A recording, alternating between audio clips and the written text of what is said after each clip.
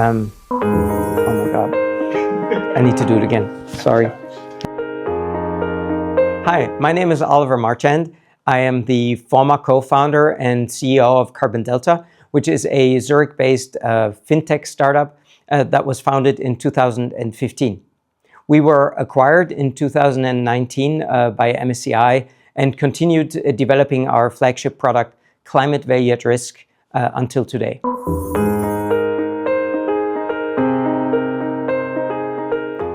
Well, I think there's three main reasons why I was very interested in starting a company in the field of sustainability data. Let me outline them one by one. So first of all, I felt like I have had enough experience and a strong drive to actually create a whole organization. I felt like that challenge was a great task, and as you saw it coming to life, that I think really infused my enthusiasm about the journey. And then number two, I'd always been very concerned about climate change. I had a background an academic background in computer science and meteorology. So I had heard about climate change a long time ago, actually in 1992. And so it felt like a global challenge that was with me for a long, long time that I wanted to contribute to solving. And then thirdly, I just had this business idea. And by business idea, I mean two things really. First of all, a product idea, which was Climate Value at Risk, which is for asset owners and asset managers to measure the potential future valuation risk of companies that they're exposed to. But second of all, I also mean a business opportunity, which I mean I saw on the horizon coming that, as I mentioned, asset owners and asset managers are going to need this information, and that they will actually pay for it. And with a classical software as a service model with data licenses, I felt like that was really a viable business to go into.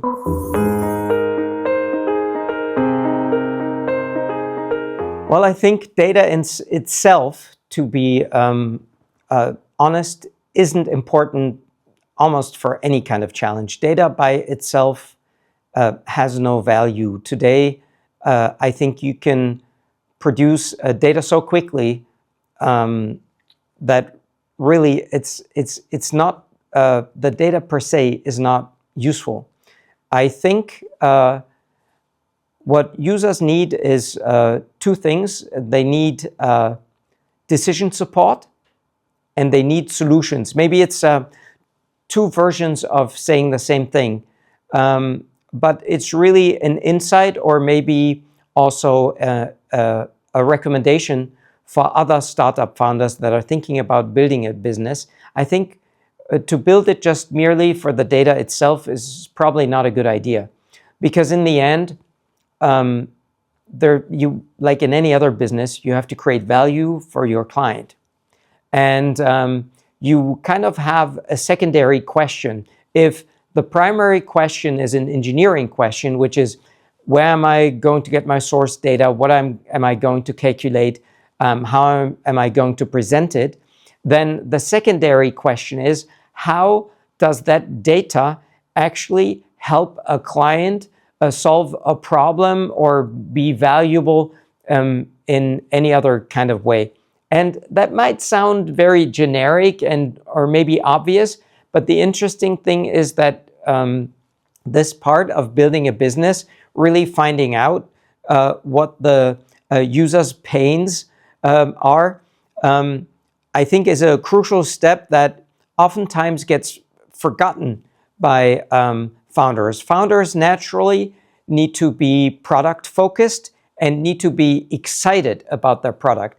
And the issue with that is that that turns your attention for weeks and months onto the internals of a product and shifts your focus away from how a user would actually use that data.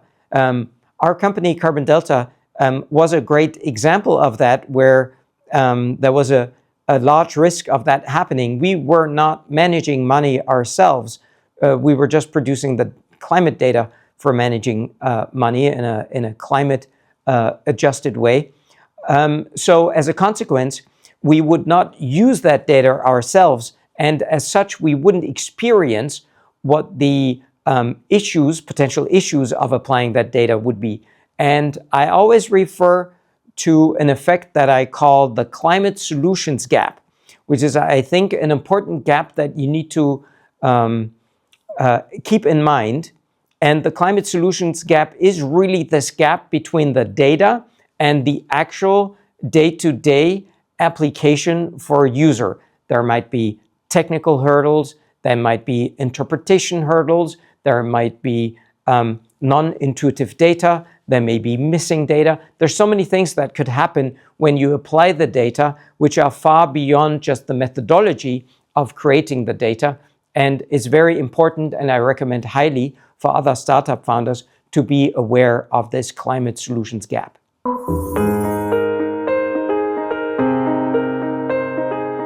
So we developed a system that we call climate value at risk.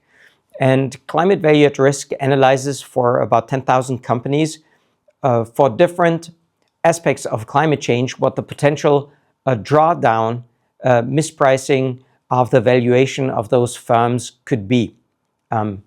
So to give you an example, a car company that isn't managing the transition to the low carbon economy very well, might have a large climate value at risk, let's say something like minus 20%. The solution really addresses the question of winners and losers in portfolios of our clients, and projecting into the future who the winners and losers could be. Now, this is a very typical asset management problem, portfolio management problem that it's solving. I think this approach of looking at not looking at what the impact of a company is onto climate change, which is kind of impact analysis, but rather doing the converse, looking at what effect would climate change have on the valuation of companies, is quite normal today. But 10 years ago, when we developed it, it was very revolutionary and very, very new.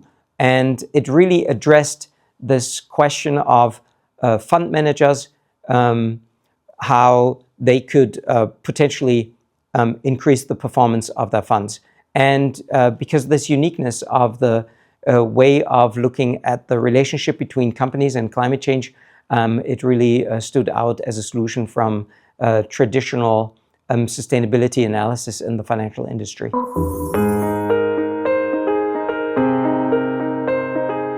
So obviously there are a couple of challenges for startups and companies in the space of sustainability data and finance today.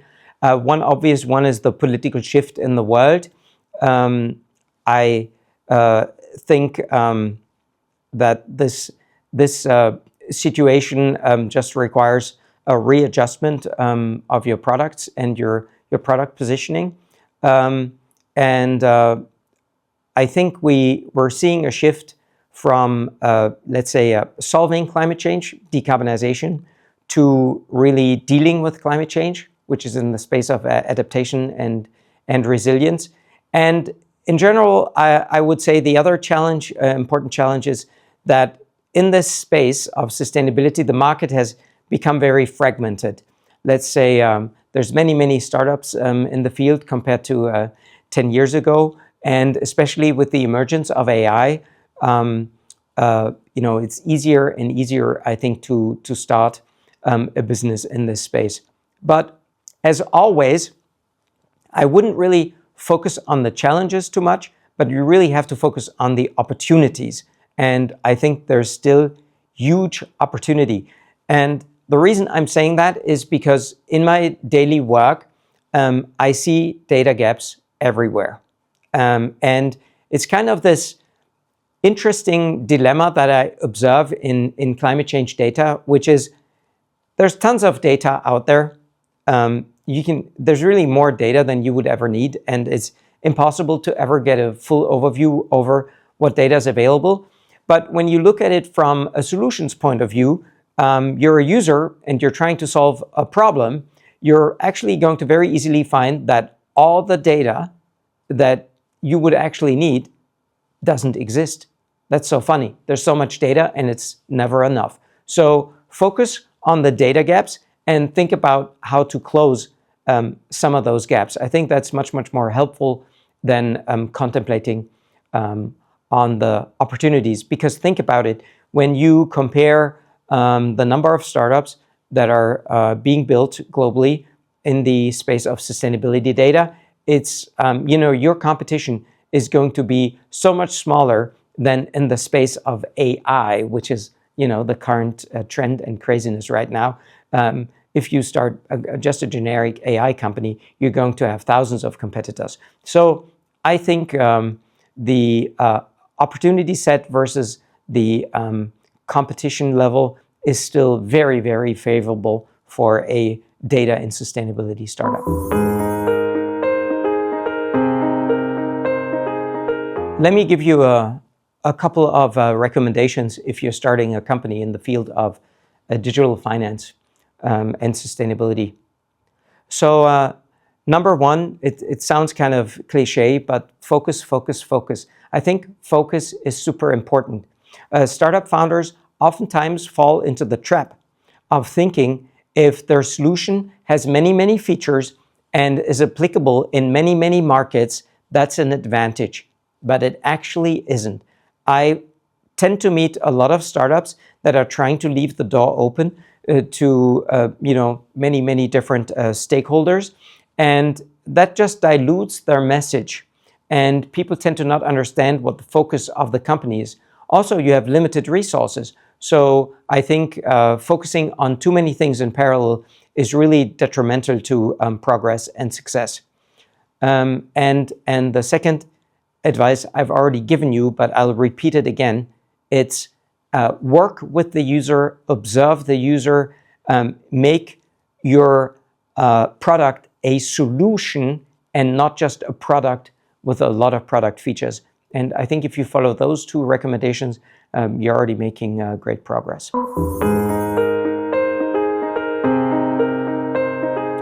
So InnoBooster is very, very important because, as I laid out before, I think there are hundreds of opportunities out there in the space of sustainable digital finance. But not everyone in the ecosystem might already be connected to the right people, or might already have a brilliant idea, or might not even know the process of turning a brilliant idea into a viable business plan.